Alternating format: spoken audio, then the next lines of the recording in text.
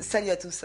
Chaque année, nous consommons en moyenne 40 millions de mètres cubes d'eau pour nos besoins domestiques. Alors, ces eaux de consommation sont régulièrement contrôlées sanitairement, bien sûr. Alors, ces contrôles sont effectués par la DSDS, dans les unités de traitement et de production d'eau, dans le robinet même du consommateur quelquefois, et puis très souvent sur les points de captage, c'est-à-dire les forages, les sources et les rivières. Alors, on recherche quoi? On recherche des bactéries et tous les composants néfastes pour la santé de l'homme. Je propose que nous partions tout de suite suivre le travail quotidien de quelques techniciens et ingénieurs de l'eau de la DSDS. Ces hommes et ces femmes sont contraints de s'équiper pour accéder à la rivière. Ils vont prélever des échantillons d'eau pour contrôle sanitaire obligatoire. En préparation, plusieurs éprouvettes, parce que chaque type d'eau correspond à une analyse bien spécifique.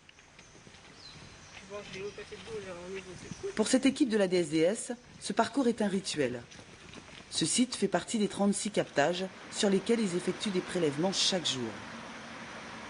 Les eaux prélevées doivent correspondre à des critères de qualité particuliers, tant sur le plan bactériologique que physico-chimique.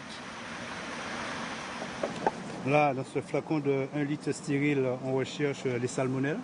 Salmonella typhi, qui est à l'origine de la fièvre typhoïde. Salmonella panama, etc. Ce sont des microbes assez dangereux pour l'être humain, qui sont très rares, qu'on ne retrouve quasiment jamais. Ici, là, donc, dans ce flacon, on recherche le phénol et le cyanure. Ici, on n'en a pas, parce qu'il n'y a pas d'industrie chimique, mais ça fait partie du programme de contrôle systématique. C'est-à-dire, on cherche un certain nombre de choses, même beaucoup de choses d'ailleurs, qu'on ne retrouve jamais, et qui font partie d'un suivi permanent. En gros, ils cherchent des indicateurs de pollution. Nous sommes en pleine nature, il y a donc des germes et des microbes naturellement présents dans l'eau. Les minéraux, comme le magnésium et le calcium, sont absents de nos rivières. En revanche, nos eaux sont pourvues de fer et d'aluminium. Mais ils recherchent surtout des traces de pesticides. La principale pollution qu'on rencontre en Martinique, c'est la chlordécone. C'est-à-dire les captages qui présentent des traces de pollution présentent ces traces par la chlordécone.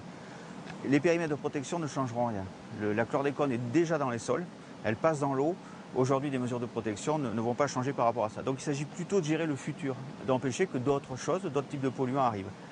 Les captages les plus dégradés, on les connaît, c'est celui de la rivière Capote au Lorrain et celui de la rivière Monsieur à Fort-de-France, Saint-Joseph, à la limite des deux. Et puis un petit forage à Joupa-Bouillon qui s'appelle le forage Grande Savane. Et après, il y a 2 autres forages à Basse-Pointe qui présentent des traces de pollution par pesticides qui sont beaucoup moins touchés, qui sont les forages de Morne-Ballet et de Desmares, les petits quartiers sur les hauteurs de Basse-Pointe.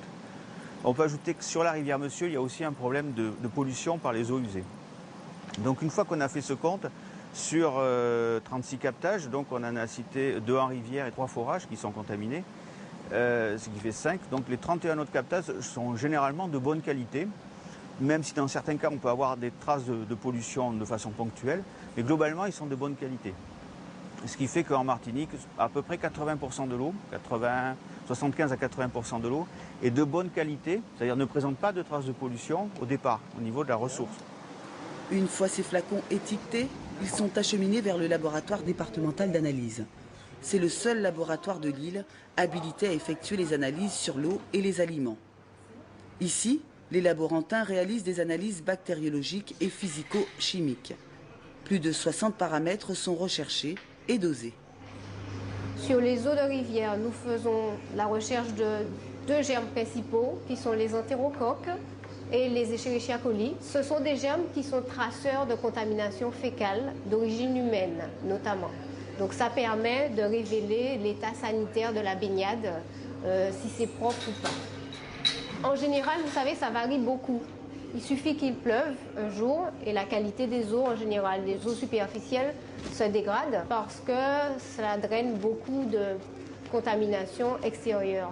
La recherche de phytosanitaire est confiée au laboratoire départemental d'analyse de la Drôme, en métropole. Le Conseil général annonce l'arrivée prochaine d'un nouvel outil permettant de mesurer et d'analyser les pesticides dans l'eau. Et pour être un peu plus complet, on dira que la DSDS effectue 1800 prélèvements par an. Petite piqûre de rappel avant de se quitter parce que vous n'allez pas y échapper. Alors, si on ne veut pas boire de l'eau souillée, eh bien ma foi, on ne souille pas la rivière. Si on ne veut pas gaspiller l'eau, on limite sa consommation d'eau. Puis il vaut mieux prendre une douche plutôt qu'un bain.